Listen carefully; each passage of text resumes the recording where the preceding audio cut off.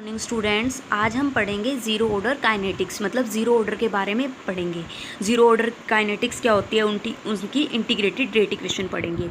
तो सबसे पहले फर्स्ट ऑफ ऑल, जब आपको पता है ए हमारे पास कोई भी रिएक्टेंट है और बी हमारे पास कोई भी, जैसे ए रिएक्टेंट है तो वो गिव्स क्या देगा, आपको प्रोडक्ट देगा। एक्सपेरिमेंटली किया तो रेट ऑफ रिएक्शन आर जो हमें मिला इज इक्वल टू कॉन्स्टेंट के इज़ कंसनट्रेशन ऑफ ए की पावर ज़ीरो। तो इसका मतलब क्या है, आपके पास ज़ीरो ऑर्डर रिएक्शन है। तो रेट आर जो है वो किसके, मतलब जो रेट ऑफ रिएक्शन है वो के सिर्फ रेट कांस्टेंट के ऊपर डिपेंड करता है। ठीक है, यानी कि अगर आपको कंसंट्रेशन और रेट के बीच में कोई भी कह दे कि ग्राफ बनाओ, तो आप क्या करोगे, स्ट्रेट लाइन बनाओगे, क्योंकि यहाँ रेट ऑफ रिएक्शन जो है सिर्फ कांस्टेंट के ऊपर डिपेंड कर रही है। अगर टाइम का कहेंगे ग्राफ बनाने के लिए, रेट और टाइम का, तो आपका यहाँ स्ट्रेट लाइन ग्राफ आ जाएगा। Integrated rate law for zero order reaction. अब आपके पास कोई भी ए रिएक्शन क्या है, एक रिएक्टेंट है और वो आपको क्या देगा, प्रोडक्ट देगा। अभी आपको मैंने ज़ीरो ऑर्डर रिएक्शन में जब एक्सपेरिमेंटली ऑब्जर्व किया तो रेट आर जो है वो इक्वल है रेट कांस्टेंट कंसंट्रेशन ऑफ ए की पावर ज़ीरो।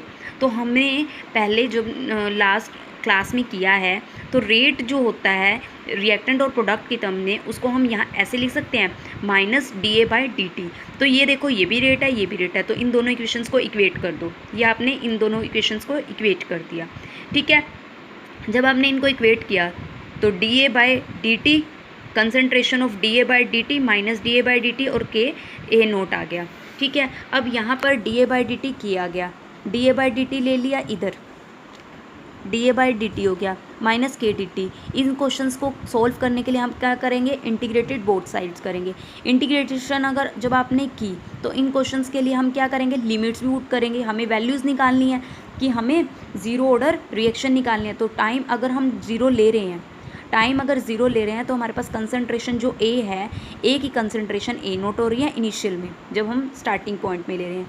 जब हमने कोई भी रिएक्शन करी, टाइम क्या होगा, टी हो जाएगा, कुछ ना कुछ तो वो होगा ना। जब हम स्टार्टिंग ज़ीरो लेके चलते हैं, बाद में कुछ ना कुछ 5 मिनट्स 2 मिनट, तो हम मान लेके चलते हैं कि टी जो है वो टी के इक्वल है और कंसंट्रेशन ऑफ ए आ रही है फाइनल कंडीशन। ठीक है, और ये देखो इंटीग्रेशन हम उन चीज़ का करते हैं, इंटीग्रेशन में हम हमेशा कांस्टेंट चीज़ को बाहर निकालते हैं। तो के आपका बाहर आ जाएगा, तो माइनस dt।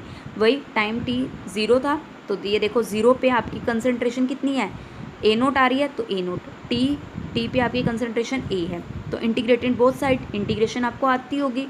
तो ये देखो इंटीग्रेशन फिर भी बता देती हूँ। जब हम ए की यानी कि अगर हम डी एक्स की इंटीग्रेशन करेंगे तो आपके पास x आएगा।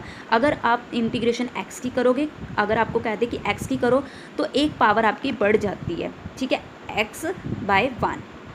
ठीक है, तो ये हो गया ए नोट बाय ए माइनस टी ज़ीरो। तो यहाँ पर आपने लिमिट्स पुट करी हैं। तो फॉर्मूला क्या होता है, जब आप ये जो चीज़ है, ये x है, मान लो x है, upper limit minus lower limit. Upper limit क्या है, a, तो इसमें x है, ये a की a आ जाएगी। लोअर लिमिट क्या है, a नोट, तो माइनस लोअर लिमिट। जैसे माइनस के बाहर ले लिया, ये अपर लिमिट है, इसकी पुट करो t में, t आ जाएगी। t की वैल्यू कितनी, यहाँ पे t की वैल्यू कितनी पुट करो, ज़ीरो, तो ये आ गया KT हो जाएगा। ठीक है, अगर यहाँ पर ए की वैल्यू निकाल दी, कंसंट्रेशन ऑफ ए निकाल दी। ये अगर आपको कह दे कि इसका ग्राफ प्लॉट करो, तो आप इसका ग्राफ प्लॉट कर सकते हो। कैसे, ये जो इक्वेशन है आपको ऐसे लग रही है कि y/mx+c की तरह लग रही है, तो ये देखो y, अगर कंसंट्रेशन और टाइम का ग्राफ प्लॉट करने के लिए कह दे, कंसंट्रेशन इधर होगी, टाइम ये होगा, तो ये y है कंसंट्रेशन ऑफ ए, तो y एक्सिस में होगी, mx+c होता है। ठीक है, ये क्या है, mx+c। तो ये तो स्ट्रेट लाइन का ग्राफ है। स्ट्रेट लाइन का कैसे है, देखो यहाँ पर t अकेला है, ठीक है, x है, तो इसको x मान के चलते हैं। तो ये क्या है, स्ट्रेट लाइन ग्राफ हो गया, तो स्लोप।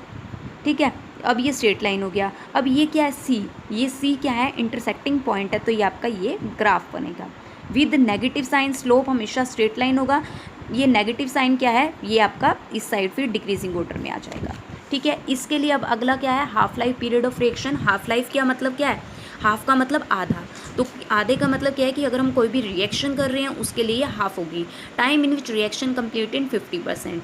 ठीक है, 50% यानी कि अगर टाइम हमारे पास t है तो हमने t की पावर 1/2, अगर कंसंट्रेशन a है तो a0/2। ठीक है। तो ये वैल्यू आप जीरो ऑर्डर जो रिएक्शन आपके पास सिंपल लास्ट में अभी की है, तो उसकी वैल्यू क्या आ रही थी, ए नॉट माइनस के टी, तो वही वैल्यू पुट करो ए। कंसनट्रेशन ऑफ ए इस टाइम क्या है, A naught by two, concentration of A naught ऐसी है, के की ये होगी। तो आपने टाइम पीरियड निकालना है, हाफ लाइफ पीरियड निकालना है ना, टी की पावर 1/2 की वैल्यू निकालनी है। तो ये आप क्या करोगे, ये लेफ्ट हैंड साइड सॉरी ये राइट हैंड साइड में, तो लेफ्ट हैंड साइड में आएगा पॉजिटिव हो जाएगा, ये उधर जाएगा तो क्या होगा, माइनस हो जाएगा। जब हम इसको सोल्व करेंगे तो ए नॉट बाई टू आ जाएगा। तो ये क्या है, कांस्टेंट है, ये किस कांस्टेंट क्या है, मल्टीप्लाई में है, मल्टीप्लाई में तो उधर जाके किस चीज़ में हो जाएगा, डिवाइड में। ठीक है।